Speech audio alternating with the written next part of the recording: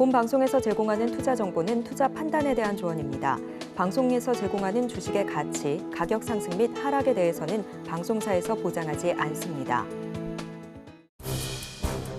실시간 정보 브리핑입니다. 연준이 연내 3회 금리를 내릴 수 있다는 전망이 다시 커졌습니다. 인플레이션 목표 달성을 위해 금리를 높게 유지해야 한다고 주장해온 윌리엄 더들리 전 뉴욕 연준 총재가 갑자기 금리 인하 주장으로 돌아선 것이 영향을 준 건데요. 더들리 전 총재는 한 외신 기고를 통해 인플레이션 압력이 상당히 완화했고 고용시장이 둔화하고 있다며 당장 이번 달에 금리 인하가 필요하다고 주장했습니다. 캐나다 중앙은행이 금융시장 예상대로 기준금리를 인하했습니다. 캐나다 중앙은행은 현지 시간 24일 통화정책회의 후 기준금리를 기존 4.75%에서 4.5%로 25bp 인하한다고 발표했는데요. 이번 금리 인하는 지난 6월에 이어 두 번 연속 단행된 것으로 통화정책 성명문에는 경제 하방 위험이 커졌다는 내용이 담겨 있었습니다. 경기 하방 압력을 받고 있는 중국이 사실상의 기준금리인 대출 우대금리 LPR을 내린 데 이어서 사흘 만에 정책금리도 깜짝 인하했습니다. 중국 중앙은행인 인민은행은 오늘 일부 시중금융기관에 2천억 위안의 규모의 자금을 공급하는 1년 만기 중기 유동성 지원 창구 MLF 금리를 기존 2.5%에서 20bp 낮춘 2.3%로 설정했다고 밝혔는데요. MLF는 중국 중앙은행인 인민은행이 시중은행에 자금을 빌려주는 유동성 조절 장치이며 이번 인하는 시중에 유동성을 공급해야 할 필요성이 커졌다는 의미로 풀이됩니다. 이더리움 현물 상장 지수 펀드 거래 첫날 1억 달러 이상의 순유입액을 기록했다고 블룸버그 통신이 보도했습니다. 현지 시간 23일 뉴욕 증시에 동시 상장한 9개 이더리움 현물 ETF는 순유입액이 1억 700만 달러로 지난 1월 비트코인 현물 ETF 거래 첫날 순유입액의 6분의 1 수준을 기록했습니다.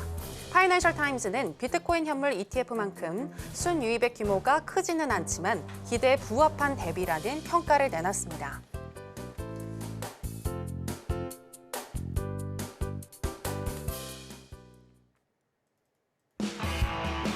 지금은 해선시대. 여러분 안녕하세요. 해외 선물 상황을 가장 빠르게 알려드리는 시간 해선시대 정유현입니다.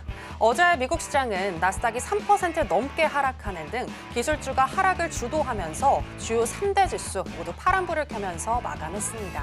전문가들은 추가적인 조정이 이어질 수 있을 것 같다며 연준이 이번 달 말에 있을 FOMC 회의에서 금리 인하와 관련된 힌트를 줄지 이 부분이 포인트가 될 것 같다고 전망을 하고 있는데요.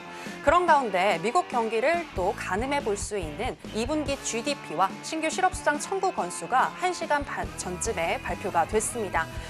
다소 좀 미국 경기가 아직까지는 건재한 것 같다라고 보이는 지표들이었는데요. 이에 대한 반응과 또 대응법 저희 해선시대가 짚어드리도록 하겠습니다. 일단 오늘 뉴욕의 3대 지수 혼조세로 출발을 했습니다. 그럼 본격적인 시작 전에 주요 경제지표 일정부터 만나보고 오시죠. 해선시대 주요 경제지표 일정입니다. 미국 상무부는 2분기 국내 총생산 GDP가 전분기 대비 연율 환산으로 2.8% 성장하며 전문가 예상치인 2%를 크게 웃돌았다고 전했습니다. 미국의 6월 내구재 수준은 전월 대비 6.6% 감소하며 예측치를 하회했지만 운송업 항목을 제외한 근원 내구재 수준은 예측치와 이전치를 상회한 0.5%를 기록했습니다. 매주 발표되는 미국의 신규 실업 청구 건수는 23만 5천으로 예측치와 이전치를 하회했고 연속 실업수당 청구 건수는 185만 1천으로 시장 예상보다 낮게 집계됐습니다.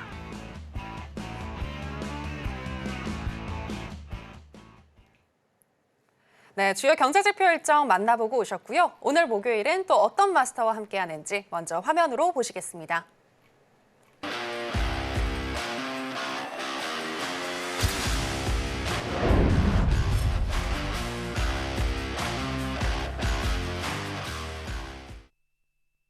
네, 해외 선물계의 왕자님, 해왕 마스터 나왔습니다. 마스터님, 안녕하세요. 네, 시청자 여러분들께도 인사 부탁드립니다. 네, 안녕하세요. 매주 목요일 뵙는 해왕입니다. 여러분들 마음이 싱숭생숭할 거라고 생각합니다. 굉장히 오늘 어느 정도 해답을 드려야겠죠. 1시간 동안 좀 알차게 구성할 거예요. 여러분들 애매할 거예요.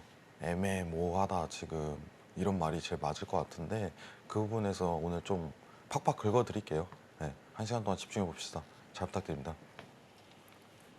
네, 애매모호한 시장 속에서 정말 등이 가려운 것처럼 정말 갈증이 나고 어떻게 해야 할지 모르겠다 하시는 분들 참 많으신 것 같은데요. 그런 분들을 위해서 또 중요한 부분들 잘 짚어주시고 또 잘 긁어주신다고 하시니까요. 여러분들 끝까지 저희 해선시대와 함께 해주시면 좋을 것 같습니다.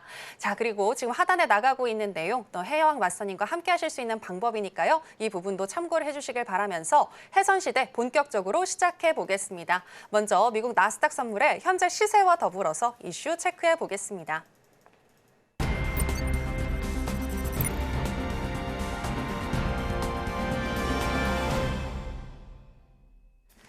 네, 나스닥 선물 차트 살펴보시겠습니다. 어제 나스닥이 3.6% 넘게 하락하면서 선물도 많이 하락을 했는데요.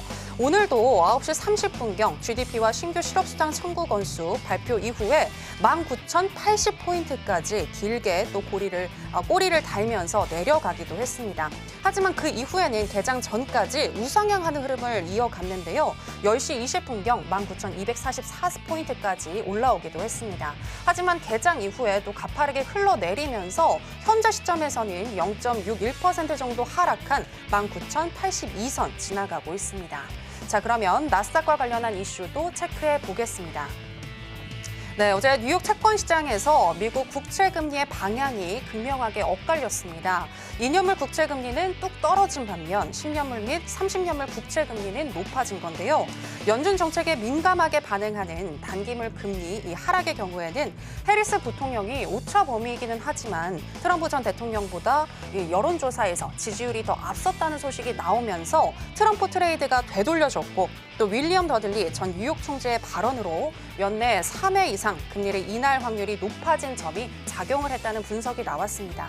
반대로 중장기물 금리 상승의 경우에는 미국 재무부가 중장기물 국채 바이백 입찰에 접수된 매도 주문을 모두 거절했다는 소식에 영향을 받은 것으로 현재 풀이가 되고 있는데요. 재무부가 주문을 모두 거절한 것은 매도 주문의 가격대가 비쌌기 때문으로 또 풀이를 하고 있습니다. 아무쪼록 이에 따라서 장단기 금리 역전의 폭은 축소가 됐다고 합니다. 2022년 7월 이후 가장 좁혀진 상태를 현재 보여주고 있다고 하는데요. 관련해서 저희가 또 짚어보도록 하겠고요. 그리고 또 엔화 관련해서 요즘 정말 엔화 가치가 상승하면서 다양한 뉴스들이 나오고 있는데 이와 관련한 이슈도 짚어드리도록 하겠습니다.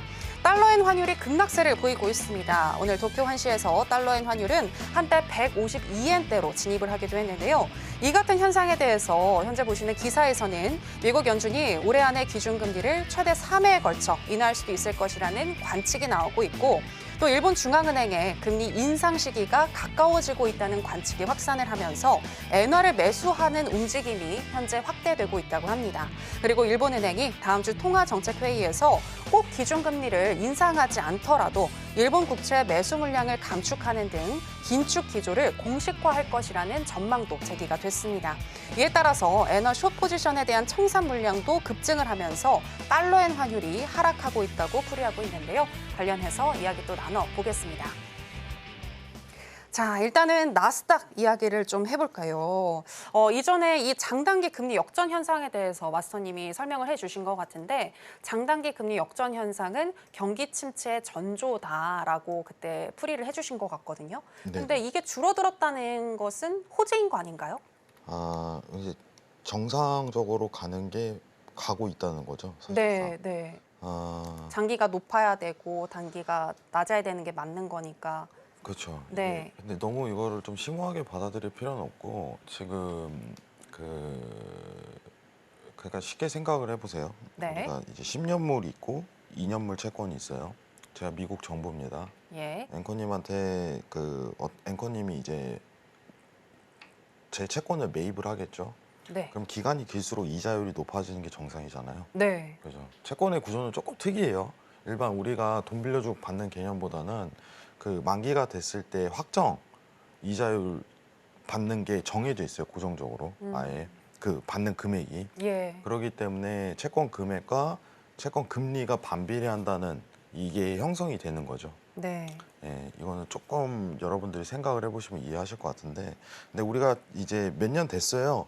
이제 팬데믹 발생하고 나서 화면 한번 보면서 가도록 할게요. 네. 원래 정상적으로는 이제 장기물이 금리가 높아야 되는데 이제 단기물이 갑자기 장기물보다 금리가 높아질 때가 있어요. 간혹 드러나는 현상이죠. 네. 이거를 우리가 흔히 장단기 금리 역전 현상이라고 좀 얘기를 하잖아요. 네. 근데 여태까지 역사적으로 봤을 때는 장단기 금리 역전이 나왔을 때는 경제 공황이 왔다. 한 번씩. 네, 근데 항상 뭐 언제 타이밍적인 부분을 얘기를 하자면은 저는 얘기를 하는 게 원상 복구됐을 때라는 가설을 좀 내세울게요. 왜냐 여태까지 그래왔으니까. 보세요. 2000년도 그리고 2008년도 그리고 최근 팬데믹 때는 사실 이제 경제 공황이라고 보기는 힘들어요. 근데 이번에 22년도부터 또 발생한 이제 장단기 금리 역전이 보고가 되고 있다는 거예요. 근데 이 영향은 사실 이제 아까 얘기하신 것처럼 이제 당연한 수순으로 돌아가고 있는 거예요. 지금 단기물에 대한 부분이 오히려 수요가 조금 낮은 편이에요. 조금 수요가 좀 낮은 편인데 장기물에 대해서 이제 국채가 바이백해갖고 더 이상 이제 안 사들이는 현상이 펼쳐지니까 장기물 금리가 올라가고 정상화되고 있는데 추후 이거는 어떤 경제 위기에 대한 징후로 나타날 수 있다라고 가능성은 열어놔야 돼요. 예. 아시겠죠? 모든 게 다 나오고 있어요. 삼박자가. 그때 얘기했죠. 실업률 관련해서 샤멀 법칙, 그리고 장단기 금리 역전, 그리고 이제 금리 인하 뒤 오는 어떤 경제 위기. 예. 그런 부분이 세 박자가 다 겹쳐지고 있습니다. 그래서 여러분들한테 해선시대에서 계속 그 부분에 대해서 알려드릴 거며 언제부터 현금화 하는지에 대해서 집중하시라고 제가 얘기 드려요. 이해하시겠죠? 그래서 제가 사실 최근에 이제 미국채를 투자를 하려고 했어요. 재밌는 얘기를 좀 하자면은 네네네. 이렇게 이거 얘기하면 안 되나? 네, 하려고 하신 건데 안 하신 거죠? 그러니까 제가 아시는 분을 네. 만났는데 이제 국채를 투자하고 있다고 하더라고요. 실제로. 그래서 저도 좀 관심이 가져가지고 그래서 만났어요. 근데 우리가 여러분 좀 재밌는 얘기를 조금 해볼게요. 네. 국채 왜 사요? 뭔가 안전한 것 같아요. 아무래도 국가는 망하지 않을 것 같으니까. 그것도 있지만은 네. 돈을 벌려고 사진 않아요. 실제 헤지펀드사에서. 아, 이게 현금이랑 똑같아요.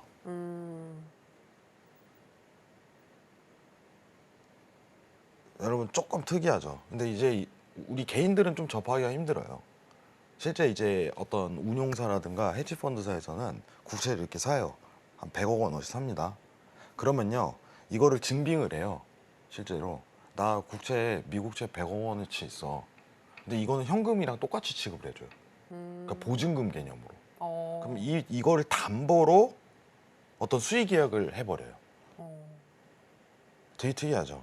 네. 예. 근데 제가 만약에 이제 어떤 뭐 운용사 헤지펀드 입장이라면은 여러분들 현금을 갖고 있는 게 낫겠어요? 채권을 갖고 있는 게 낫겠어요? 운용사 입장에서요? 네. 채권? 채권이 훨씬 나아요. 네. 왜냐? 배당이 더 좋잖아. 이자가.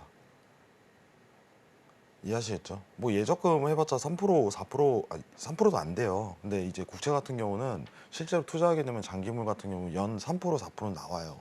연 3, 4%는. 그러면은 그거를 가지고 이제 채권을 가지고 담보 제공을 한 다음에 그리고 새로운 이제 공모주 투자라든가 이 할당량을 엄청나게 쏟아내줘요.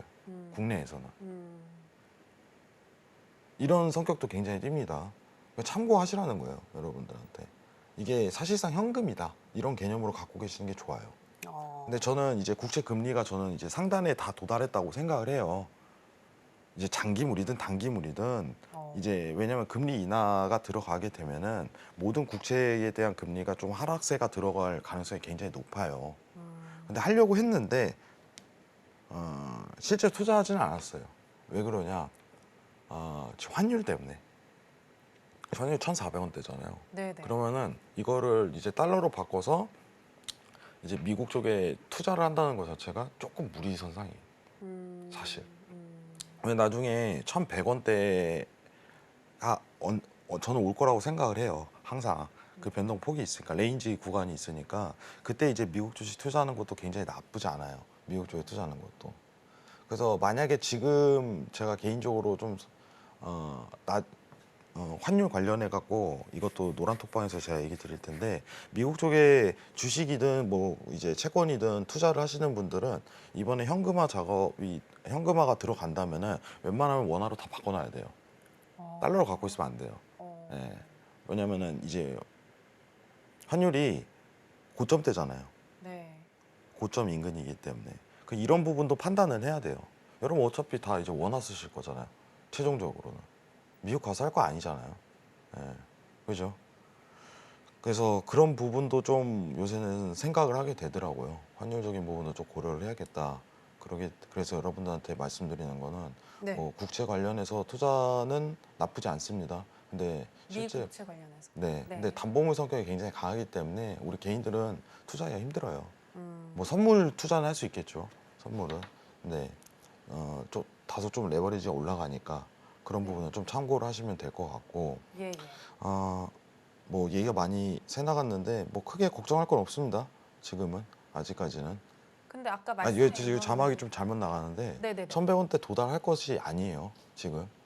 네. 그러면 왜냐면 이 반복 구간이기 때문에 언젠가는 돌아온다는 거예요. 언젠가는. 너무 추구해요. 예, 이 자막 정정해 주세요. 지금 당분간 안 와요. 1,100원대. 그럼 언젠가는 네, 근데 그때 투자가 좀 미국 투자하기 적기다라고 판단하시면 돼요. 왜냐면은 환율이라는 건 이 변동 계산을 해봤는데 1,400원대와 1,100원대에 대한 16%가 오차가 나요. 이미 1,400원대에서 제가 만약 미국 쪽에 투자를 한다면은 16% 마이너스 지고 들어가는 케이스가 될 수가 있다 이거예요. 가설로 내세운다면은. 그럼 1,100원대에서 만약에 달러로 바꿔서 미국 주식을 투자하게 된다면은 16% 먹고 들어가는 케이스가 돼버리는 거예요. 그쵸. 반대로. 네, 네. 만약 지금 팔아봐요. 근데 나는 환율은 생각도 안 했는데 주식도 올랐는데 거기서 플러스 16%야. 최고죠. 이해하시겠죠? 네. 네, 그런 부분도 좀 고려를 많이 하셔야 돼요. 근데 지금은 이제 만약에 미국 주식이 청산에 들어간다면은 지금 이거는 원화로 바꾸는 시기가 맞습니다. 지금 환율 상으로는. 네, 그 타이밍은 아마 이제 10월 저 보고 있어요. 10월까지 10월 가능성 높죠. 네. 그래서 이런 부분을 전반적으로 좀 이해하고 계신다면은 여러분들도 스스로 지금 어떻게 해야 될지 뭘 해야 될지 판단이 쓸 거라고 생각을 해요. 네. 그래서 국채 공부 좀 많이 하세요. 이건 진짜 돈 많이 돼요, 여러분들. 왜냐면은 저는 개인적으로 예적금 두는 걸 굉장히 싫어해요. 별로 이자가 얼마 안 돼서요? 네. 채권을 들고 있으라고요. 채권을. 예를 들면 회사채, 하이힐드 채권이라고 하죠. 네. 근데 이 말이 하이힐드지 변동이 없어요. 말하기 예를 들면은 신세계. 네. 이거 언급해도 괜찮나요? 괜찮겠죠? 신세계 채권이 있다고 가정을 해볼게요. 네. 신세계가 없어지진 않잖아요. 그죠? 네. 회사가 부도나야지 이 채권에 대해서 이제 다시 이제 돈을 돌려받지 못하는 상황이 펼쳐지는데 그럴 일은 없어요. 그러니까 이제 이거를 좀 습관화시키는 건 전 진짜 나쁘지 않다고 생각을 해요. 단기물로 6개월 이 정도만 해갖고 이자율이 상당히 괜찮습니다. 여러분들이 생각하시는 것보다. 예, 여러분들이 막 이제 적금 뭐 이런 것만 생각하시잖아요. 근데 그건 기준금리 영향을 많이 받는 거고. 근데 저는 개인적으로 그렇게 생각을 해요. 예적금은 투자가 아니에요. 그 이자가 그 개념을 절대 살려서는 안 돼요. 그게 이제 잠시 내 돈을 보관해주는 그런 장소로만 생각을 해야지 실제로는 많은 부자들이 채권 투자를 많이 해요. 그런 부분으로. 현금 대신 채권을 가지고 있자. 이런 개념으로. 이건 제가 노란톡에서 추가적으로 얘기 드리도록 할게요. 자, 정리하겠습니다. 예. 국채금리 지금 전반적으로 고점 인근입니다. 네, 내려올 가능성이 굉장히 높아요. 이제 9월에 금리 인하 들어가게 된다면은 이제 하방 추세로 좀 다소 이어질 수 있는데, 근데 이제 장기 국채 금리가 다소 올라가고 있다 많이. 근데 이게 정상화적으로 가지만 역사적 메커니즘을 따진다면은 시장 위기는 항상 뒤따랐더라. 이 정도만 참고하시면 돼요. 아시겠죠? 그러면 경기 침체도 올 것 같다고 보시는 건가요? 사실 지금 경기 침체죠. 지금도 지표만 좋은 거지 뭐. 예. 요새 힘들지 않아요, 여러분들? 안 그래요? 우리나라만 그런가? 네. 근데 오늘 2분기 GDP랑 신규 실업수당 청구 건수 발표됐는데 나름 좀 건재한 모습인데. 원래 버블 전에는 항상 건재한 모습을 보였어요. 그때 그래요? 소리를 질러요. 막, 와, 이제 끝났다. 이제 정상이다. 이런 모습을 항상 띄어요. 마치 막 이제 우리는 대단해 막 이런 분위기가 더 나와야 돼요. 저는 그게 3분기에 나올 거라고 생각을 하는 편이에요. 네. 그 부분은 좀 이따 이제 미증시 관련 설명할 때 제가 브리핑 드리도록 할게요. 네, 미 증시 관련해서 하나만 더 여쭤봐도 돼요? 네. 네. 요즘에 기술주가 계속 조정을 받다 보니까 이거 계속 조정 이어지는 거 아니냐라는 그런 분들 많으신데 어떻게 보시나요? 그러니까 이게 네. 좀 많은 분들이 궁금해할 거예요. 지금 예. 테크 피크다 이런 네. 얘기들이 슬슬 나오는데 네. 이게 하락장에서 항상 나오던 얘기예요. 저번은 어떤 조정에서도 조금 계속적으로 이거 이제 피크 아니야? 근데 이번에 이제 최대폭 하락을 했잖아요. 네. 당일. 음. 그러니까 이제 또 이거 끝났다. 이런 분위기가 슬슬 맴돌고 있는데 전 이런 분위기를 너무 좋아해요. 왜냐? 사람들이 착각하고 있으니까. 지금 왜냐면은 얼마 전에 뭐 에너지 관련해 갖고 이제 은행주 뭐 이렇게 올랐었잖아요. 네. 이제 중소형주라고 좀 표현을 하죠. 미국 쪽에서 올랐었는데 이제 테크 비중에서 이제 중소형 쪽으로 이제 수급이 변동하는 거 아니냐 이런 얘기가 굉장히 많이 맴돌아요. 아직까지도. 예. 근데 저는 개인적으로 유동성이 앞으로 좀 더 들어갈 시장이기 때문에 그 유동이 더 들어가게 된다면은 그래도 테크주가 더 추가적인 상승을 기록할 거라고 생각하는 주의예요. 계속적으로. 이게 원래 끝을 봐야 돼요. 여러분들 생각보다 와 소리가 나와야 된다니까요. 예, 그래서 저는 아직이라고 생각을 하는 편입니다. 다만 그리고 근데 제가 좀 사실 언론에 좀 부정적인 입장을 굉장히 많이 취해요. 제가. 왜냐면은 마치 세상 무너진 것 마냥 표현해요. 여러분 지금 지수 몇이에요? 19,000이죠. 예. 여러분 우리 11,000대부터 달려왔어요. 지금 뭐 여기 고점 대비해갖고 2,000포인트 빠지긴 했는데 지금 제가 상승한다고 얘기를 했던 게 2023년도, 22년도부터 저점 잡혔다 하고서 그때부터 계속적으로 얘기 드렸었는데 지금 이 정도 이제 조정 온 걸 갖다가 이제 시장 무너진다라고 판단하면 저는 할 말이 없어요, 사실. 예. 그러니까 여론을 그렇게 신뢰하는 편 아니에요. 그러니까 뭔가 자극적으로 자꾸 뿜어내는데 이 정도 조정은 저는 충분히 온다고 봐요. 예상했던 거고. 예. 좀 이따 차트 관련해서 설명할 때 이건 자세하게 설명 더 드리도록 하겠습니다. 이상입니다. 네, 현재 하락을 하고 있는 것은 단순한 조정이지 장기적으로 봤을 때는 추가적으로 더 상승할 수 있을 것 같다. 특히 IT 기술주들 더 건재하게 올라갈 수 있을 것 같다라고 분석을 해주셨고요. 또 이렇게 미국 시장의 동향뿐만이 아니라 또 투자에 대한 포인트도 많이 짚어주신 것 같은데요. 예적금보다는 단기물 6개월 회사채에 투자를 해보는 것도 좋을 것 같다라는 또 팁도 주셨고요. 그리고 원달러 환율이 달러 원 환율이죠. 달러 원 환율이 1,100원까지 내려오게 된다면 공격적으로 미국 시장에 투자해봐도 좋을 것 같다라는 이야기까지 들어볼 수 있었습니다. 자, 이렇게 미국 나스닥 선물뿐만이 아니라 정말 미국 시장 어떻게 봐야 할지 그리고 우리가 현재 시점에서 어떤 부분에 중요하게 생각을 하면서 투자 포인트를 가지고 가야 할지 잘 짚어주시는 해영 마스터님이신데요. 해영 마스터님과 더 이야기를 나누고 싶다 하시는 분들은 하단에 나가고 있는 내용 참고를 해주시면 되겠습니다. 자, 그럼 이제 나스닥과 관련해서 또 오늘은 어떤 전략을 가지고 가야 할지 알아보도록 하겠습니다. 자, 마스터님 팻말 준비해 주시고요. 하나, 둘, 셋, 빠밤. 관망이네요. 네, 매수와 관망 둘 중에서 항상 들겠다라고 하셨는데 오늘은 왜 관망인가요? 제가 일단은 주봉을 좀 집중을 하고 있어요. 지금 여기 보세요. 지금 시장이 어떤 시장이냐라고 좀 봤을 때 저는 아직 유동성 시장이라고 제가 좀 판단을 많이 했었거든요. 유동성 시장이라고.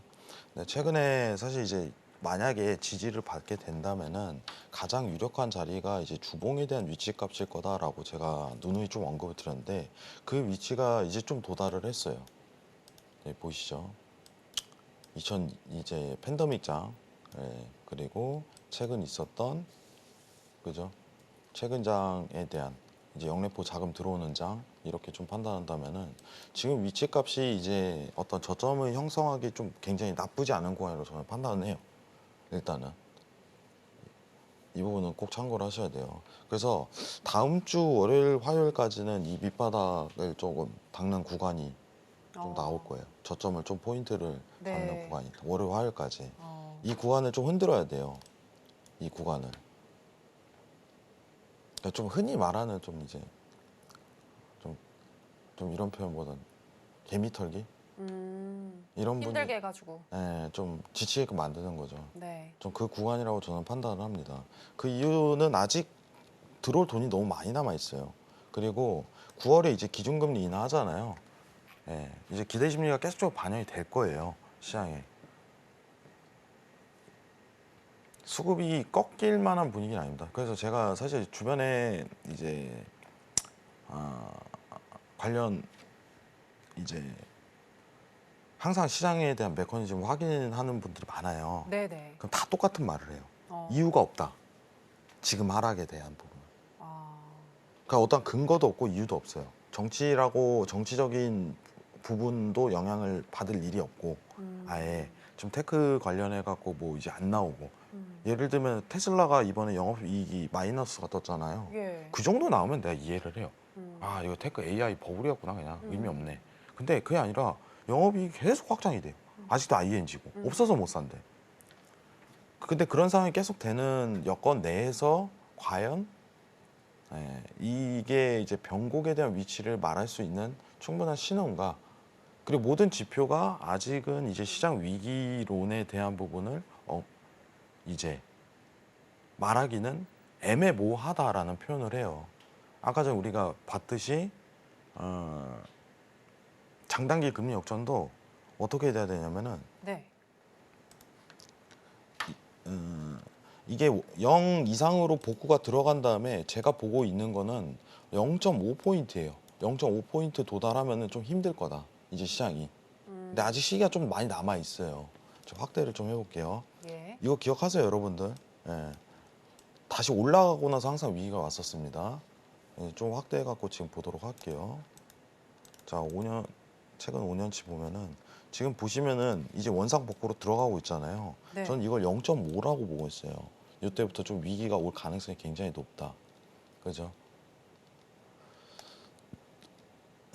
그렇기 때문에 아직까지는 증시에 대한 부분이 변곡이라는 말할 수 있는 논점 자체는 전 성립이 안 된다고 봐요. 그래서 그러면은 어딘가 지지를 받아야 되는데 제일 중요한 건 이제 돈이 들어와야 되고 첫 번째 돈 들어와야 돼요. 아직 돈 많이 남았어요. 오늘 금액으로 확인해 볼까요? 보시면은 400조 남아 있네요. 아직. 영래포 잔액 아직 400조 남아 있죠.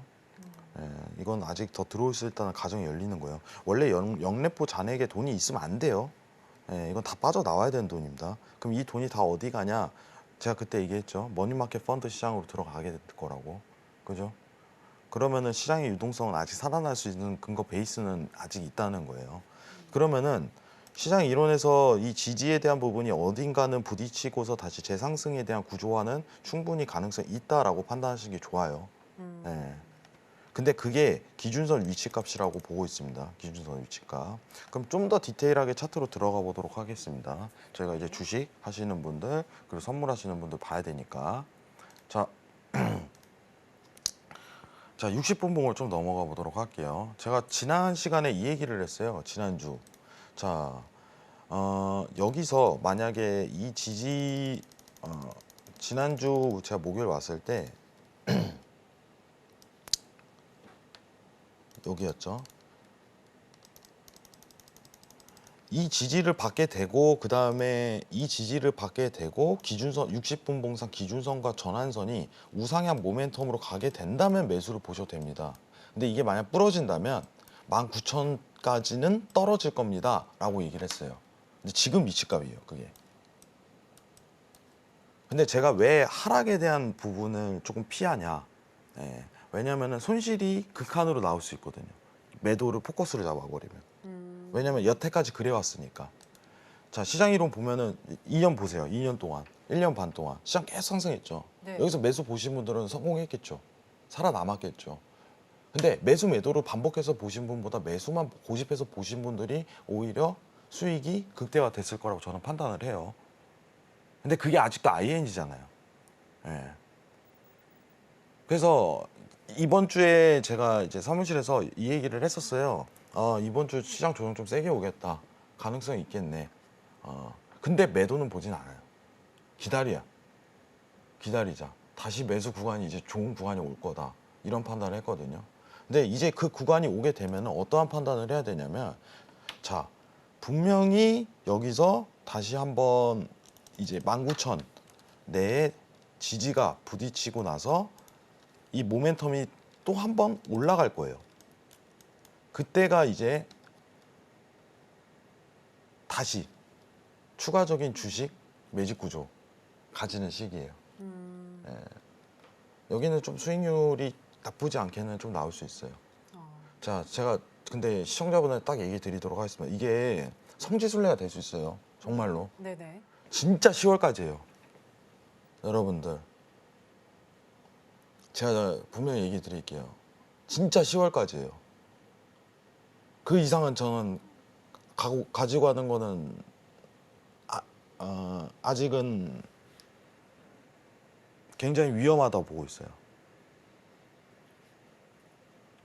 선물, 주식 다 마찬가지일까요? 아니, 모든 걸요. 모든 걸. 부동산까지 다 포함해서. 아.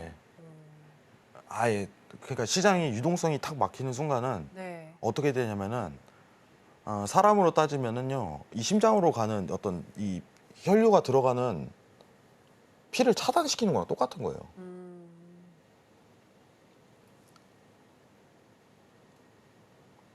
그러니까 우리가 사실 이제 금융 역사가 사실 그 레파토리가 항상 정해져 있어요, 패턴이. 근데 우리가 이제 1970년, 50년도 막 경제 공황은 저희가 맛보질 않았잖아요. 네. 사실 체감상으로 저는 그 정도 올 거라고 보거든요. 근데 거기서 살아남아야 돼요. 거기서 돈 버는 사람 분명히 있다 이거예요. 근데 서울경제 보시는 분들 진짜 도움 되게끔 만들어야 될 거예요, 제가. 네?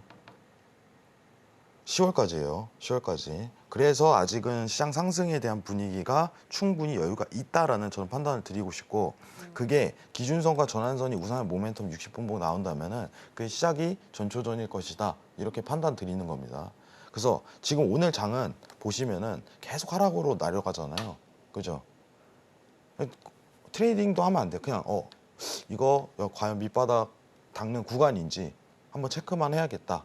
이렇게 하고 넘어가면 됩니다. 오늘은 트레이딩 하면 안 돼요. 그래서 관망입니다. 아마 이제 다음 주쯤 가능성 여부가 좀 측정이 될 거예요. 이해하시겠죠? 그 부분 꼭 참고하세요.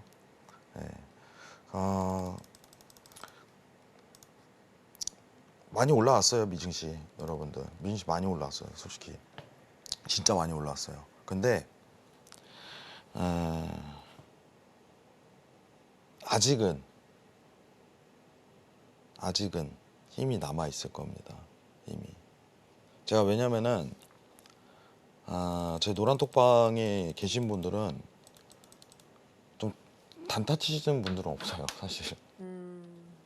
그러니까 여기 노란톡방에 계신 분들은 거의 저를 알고 있는지 거의 5년 정도 되신 분들, 4, 5년 이런 분들이 많아요. 근데 왜 그러냐면은 이때 시장 조정 온다고 해갖고 고점 나왔다라고 판단하고 얘기 드렸던 부분도 어떻게 보면은 이제 뭐 테이퍼링이 진행되고 이런 과정도 설명드렸었죠. 근데 여기서 이제 저점이 나왔다라고 판단 드렸던 것도 이제 금리에 대한 고금리에 대한 어떤 상당 고착화, 그렇기 때문에 추가적인 어떤 금리 인상 시그널이 없으면은 시장에 수급이 다시 들어오는 현상이 펼쳐진다, 이런 부분도 설명드렸었고, 계속 설명 들어왔어요. 뭐 코인부터 해갖고 왜 그런지. 근데 거시 관련해갖고 흐름 자체는 제가 웬만하면은 아직까지는 크게 벗어난 적은 없어요. 아직까지는. 네. 아직까지는. 근데 또 새로운 환경이 있으면 적응을 해야겠죠. 그런 부분 만들어 가야 되는데 좀 길게 봐주셨으면 좋겠어요. 제가 어떠한 판단을 내리는지 여러분들한테 정말 도움이 될 거라고 생각을 하니까 네. 앞으로 노란톡 들어와서 많은 얘기 한번 더 추가적으로 나눠봅시다. 할 얘기가 많아요. 마스터님 그 댓글에 질문이 하나 달렸는데요. 네. 지금 10월까지는 어쨌든 영내포 잔액이 남아 있는 한 그리고 장단기 스프레드가 0.5가 되기 전까지는 미 증시 계속해서 상승할 수 있을 것 같다라고 분석을 해주셨는데 9월에 금리 인하가 없으면 어떻게 되는 거냐라고 질문이 달렸거든요. 근데 그러면- 금리 인하와 상관없이일까요? 아니요, 상관이 있죠. 상관이 사실 있어요? 지금은 분위기가 금리 인하가 기정화 사실로 됐어요. 어, 이건 저는 크게 변하지 않을 거라고 봐요. 냉정하게. 왜냐하면 지금 이제 7월 말이잖아요. 근데 9월 중순에 있잖아요. 한 달 전에 미국 통화 정책에 대한 변화 부분을 좀 일으키는 게 힘들어요. 근데 지표도 좀 나쁘지 않게 나오고 있잖아요, 사실. 우리가. 그렇기 때문에 9월 금리 인하에 대해서는 가능성을 최대한 열어두고 증시 관련해서 이제 정치 얘기가 계속 나올 거예요. 근데 영향이 없다고 생각하시기 편합니다. 생각보다 여러분들 생각하시는 거. 근데 만약 금리 인하가 딜레이 된다면은 이 상승에 대한 어떤 랠리 구조가 굉장히 좀 늘어진다. 이 돈이 들어오는 건 어쨌든 400조라는 규모 자체는 정해져 있다고 저는 판단하거든요. 예. 더 이상 추가적으로 들어올 돈은 없어요. 근데 이 차트가 늘어지는 차트로 좀 연결될 가능성이 굉장히 높은 거죠. 어떤 상승은 가되 그 정도만 저는 판단하고 있어요. 그 정도. 근데 지금은 어떤 이거 만약에 9월에 금리 인하를 안 하게 된다면 네. 이라는 가설을 내놓기에는 예. 너무 이제 조금 확신으로 다가서고 있는. 기정화 사실이 되어가고 있는 분위기예요. 왜냐면 90% 넘어가고 꺾이는 건 못 봤어요, 제가. 완전 파월이 제정신이 아니고서야 갑자기 나와갖고 쓸데없는 소리 팍 뱉어요. 그러면은 얘기가 달라져요. 야, 이거 생각해보니까 아니더라. 네. 그러면 이런 상황이 펼쳐지면은 얘기가 달라지겠죠. 근데 그렇다고 해갖고 시장이 뭐 큰 변화를 일으키고 이러지는 않을 거예요, 저는. 그렇게 보고 있습니다. 9월 금리 인하한다고 일단 가정 지으세요. 그 범주를 좀 벗어나는 거는 일단은 잘못된 생각을 좀 가질 수도 있어요. 패드워치에서 다 증명하고 있기 때문에 90% 넘어갔잖아요. 이상입니다. 네, 알겠습니다. 9월에 금리 인하를 할 가능성은 매우 높아 보인다라고 얘기를 해주셨고요. 오늘 나스닥 선물 전략 같은 경우에는 오늘은 데이 트레이딩 하지 마시고요. 관망하시면서 오늘은 트레이딩 없이 그냥 지내시면 좋을 것 같습니다. 때로는 매매를 안 할 때에도 또 매매가 될 수 있다는 점 기억해 보시면 좋을 것 같고요. 구체적으로 추후에 더 어떤 대응이 필요할지 알고 싶으신 분들은 또 하단에 나가고 있는 내용 참고를 해주시면 되겠습니다. 그리고 앞서서 제가 엔화 이슈에 대해서도 살펴드렸는데요. 엔화로 넘어가서 이야기를 또 나눠보도록 하겠습니다. 요즘 달러엔 환율이 하락한다, 즉 엔화 가치가 상승을 한다는 건데 일본으로 여행 가시는 분들한테는 좀 안 좋은 소식이죠. 네. 근데 이게 지금 여행 가더라도 괜찮은데 네네. 거의 이제 막바지 여행이 되지 않을까 이런 생각을 가져요. 막바지 여행. 저희가 사실 최근에 제일 많이 집중하는 게 엔화예요. 이게 다시 기회가 좀 오겠다 이 생각을 가지는데 네. 이게 왜냐면 여러분들 제일 좋아하는 차트가 뭐예요? 투자를 했을 때 1A로 꽂는 거거든요. 기분 좋잖아요. 그렇죠. 네. 이거는 뭐 냅둬도 계속 올라가네. 뭐 이런 차트 진짜 좋아요, 여러분들. 특히 장기 투자하시는 분들. 근데 지금 제가 좀 뭘 집중을 하고 있냐면은 그 다음 주에 이제 BOJ 회의가 진짜 중요해요, 여러분들. 다음 주에 인상할까요? 인상은 하죠. 근데 진짜? 인상이 문제가 아니라니까. 우리는 핵심을 자꾸 잃어버려. 어, 여러분들 그 통화가 올라가는 구조는요, 금리에 대한 영향이 아니에요. 채권이에요, 채권. 이게 대부분 이제 우리가 항상 언론에서 금리 막 포커스 씌우잖아요. 네네. 근데 그러니까 이제 정말 금리 때문에 이거 막 하는 줄 아는데 그거는 의미가 없어요. 지금 왜 엔화가 여러분들 왜 이렇게 하락했어요? 라고 일단은 질문을 한번 던져볼게요. 왜 하락했을까요? 계속해서 제로 금리. 근데 또 금리는 아닐 것 같아요, 답이. 네. 하십니다. 뭔가 채권이랑 눈치가 관련된. 굉장히 빠르시네요. 네네. 네. 네. 채권과 관련한 답이겠죠. 자, 모든 네. 기축통화는 달러죠. 달러 대비예요. 달러 대비. 그러면 제가 항상 상대적으로 보라고 했어요. 자, 미국은 지금 달러를 찍어냅니까? 페드에서? 아니지 않아요? 예, 오히려 고금리 올려서 쪼아놨죠. 네. 예. 근데 일본은 뭐예요? 금리는 올리는데 아직도 엔화를 찍어내고 있어요. 발행을 한다는 소리예요. 엔화를 찍어서 재정 정책을 발행을 한다. 그게 무슨 뜻이에요? 통화에 대한 공급량을 늘리고 있다라는 거랑 똑같은 거예요. 그러면은 미국은 가만히 오히려 긴축하고 있는데 기준금리 올리는 거 신경 쓰지 말고 오히려 일본은 딱 엔화를 찍어내고 있다. 이러니까 이 반대 차트 보시면은 여러분들 엔화 차트만 좀 볼게요.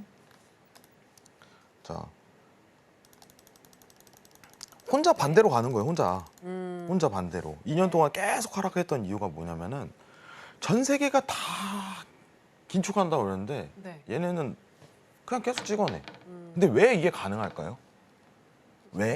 왜라는 질문이 나와야죠. 네. 일본은 디플레이션 국가이기 때문이에요. 아. 물가가 상대적으로 타 국가 대비해 갖고 오르질 않으니까 예. 얘네는 통화 정책에 대한 어떤 그걸 고수할 수 있었던 거예요. 아. 예.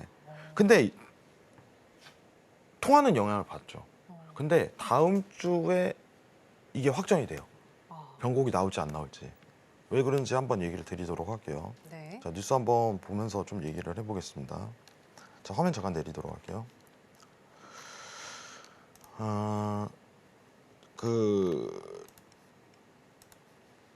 다음 주에 통화 정책에서 이 얘기가 있어요.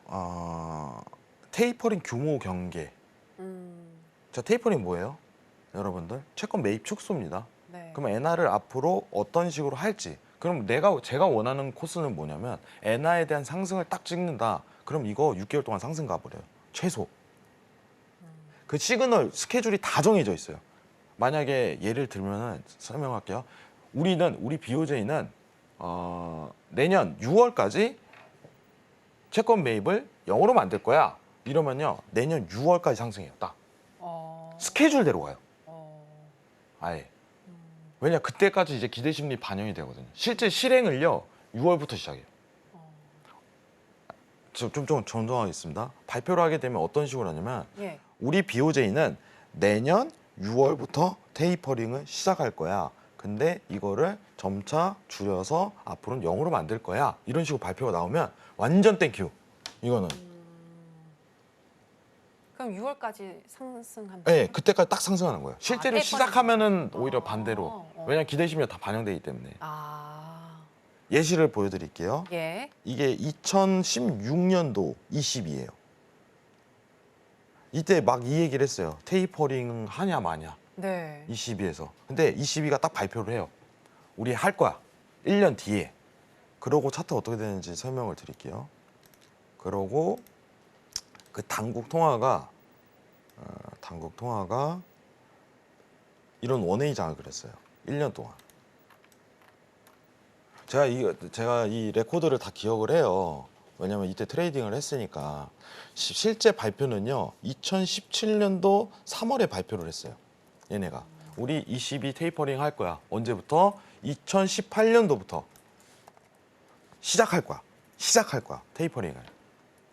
근데 공식적으로 발표를 해버리니까 1년 동안 상승이 들어가 버려요. 당국 통화가. 근데 이 조건은요. 뭐가 필요하냐면요.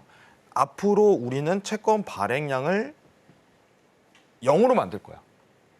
이게 뭐 들어가 있어야 돼요. 조건에. 근데 막 왜 사람들이 일본 엔화에 실망하냐면 금리 올리면 뭐해.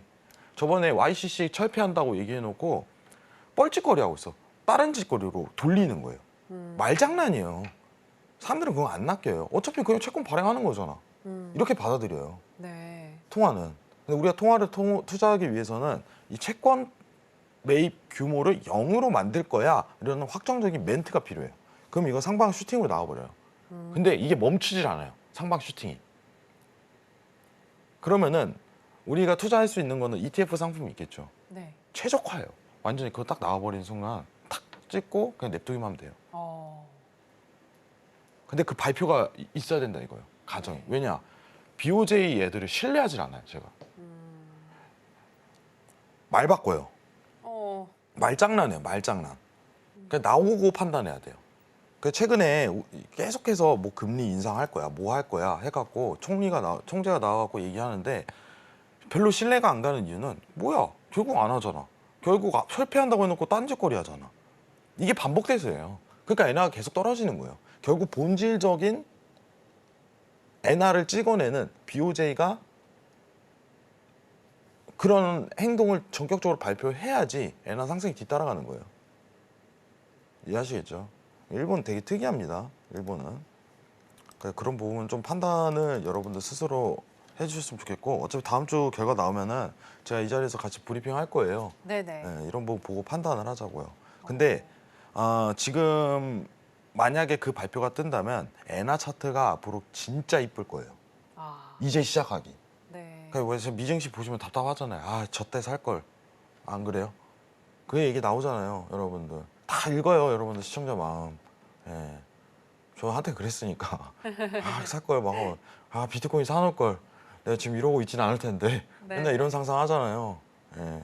근데 지금 이럴 때 판단하는 잘하는 사람들이 나중에 이제 수익이 극대화돼요. 이럴 때. 근데 그 맥락을 이해를 하고 있어야 돼요. 그냥 오르는 게 아니에요. 이유 다 따라요. 이유가 시장이라는 거. 근데 그 조건이 딱 성립이 돼야 된다 이겁니다. 아시겠죠? 기억하세요. 다음 주입니다. 다음 주 BOJ 통화 정책 있어요. 제가 이제 노란 톡방에 나오면은 그 부분 관련하고 정리하고 딱 알려드릴 거예요. 그 네. 부분만 꼭 참고하시기 바랍니다. 이상입니다. 네, 마스터님, 저 추가적으로 하나만 더 여쭤볼게요. 네네. 그러면은 만약에 그런 소식이 나와가지고 호재로 작용을 한다면 네. ETF에다 투자하는 건가요? ETF가 제일 낫죠. 아, ETF가 제일 ETF가 나아요. 낫고 이제 선물하시는 분들 엔화 해도 괜찮은데 선물은 완전 단기성 이제 월물이 1개월 단위로 있으니까 단기성이 좀 가까워요. 아, 근데 선물하시는 분들도 조금 이제 엔화에 대한 부분을 좀 방향성을 돌릴 상황이 나올 거다. 근데 보통 이제 ETF는 장기물이잖아요. 네. 네, 그렇기 때문에 이 보통 이제 통화가 이제 원웨이로 한번 가면 6개월 이상 가는 현상이 굉장히 두드러져요. 그래서 저는 ETF 상품이 좀 더 적합하다. 아, 뭐 레버리지 여건은 이제 개인 투자자에 대한 선호도에 따라 나뉘는 거고, 네. 제가 뭐 왈가불가 할 수 없는 거고. 근데 상품 구조는 그러니까 손실 자체가 나도록 통하기 때문에 이런 자리값에서는 더 이제 하락에 대한 포커스를 맞추기가 힘들 거예요. 그러니까 제가 항상 이 얘기하잖아요. 성공한 트레이더는 수익을 극대화하는 것보다 손실을 최소화하는 전략 자체를 선호한다고. 네. 지금 자리가 그 자리일 가능성이 굉장히 높아요. 네, 참고하시면 됩니다. 어쨌든 엔화 ETF 투자하게 되면 언제쯤 진입하면 될지 그런 것들도 다 잡아주시는 거잖아요. 노란톡 들어오시면. 아, 네. 그러니까 제가 다음 주에 이제 여부가 결정이 나는 거예요. 이걸 네. 해도 된다, 아니네, 이 여부가. 근데 그 발표 뜨는 거 보고 결정해야겠죠. 아, 같이 얘기 나눠봐요. 이거는 이상입니다. 네. 지금 이야기를 들어보니까 BOJ가 국채 매입 중단 선언 시에 엔화 상승할 것이라고 이야기를 해주셨으니만큼 또 다음 주에 있을 이 BOJ 통화 정책회의 굉장히 중요할 것 같은데요. 제가 지금 체크를 해보니까 7월 31일 수요일이더라고요. 우리 혜영 마스터님 목요일마다 나오시기 때문에 또 다음 주에 이 정책이 나오고 나서 또 바로 또 어떤 변곡점이 생기면서 여러분들이 투자할 시점을 놓치실 수도 있을 것 같은데 이와 관련해서 또 전략 받아보고 싶으신 분들은 지금 바로 노란톡, 지금 노란톡을 함께 해주시면서 공부 한번 해보시면 좋을 것 같습니다. 자, 그럼 이렇게 엔화까지 오늘 이야기를 나눠봤고요. 마스터님과는 아쉽지만 여기서 인사 나누도록 하겠습니다. 마스터님, 오늘 고맙습니다. 네, 저희가 오늘 무슨 이야기를 나눴는지 오늘 핵심으로 정리해 보겠습니다.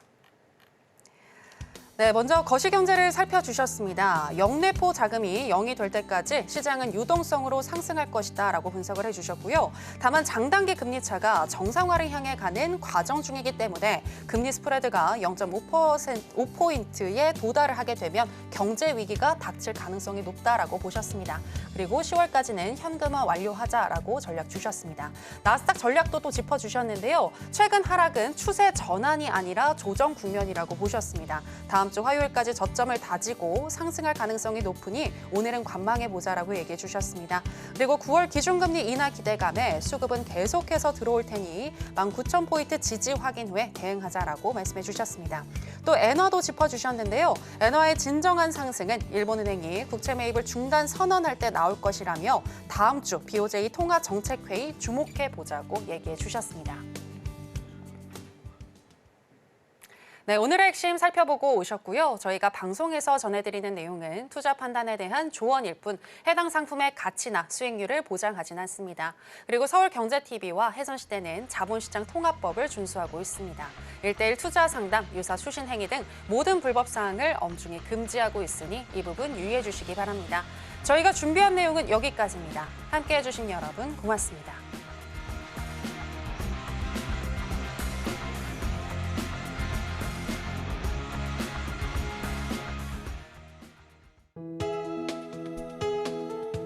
본 방송에서 제공하는 투자 정보는 투자 판단에 대한 조언입니다.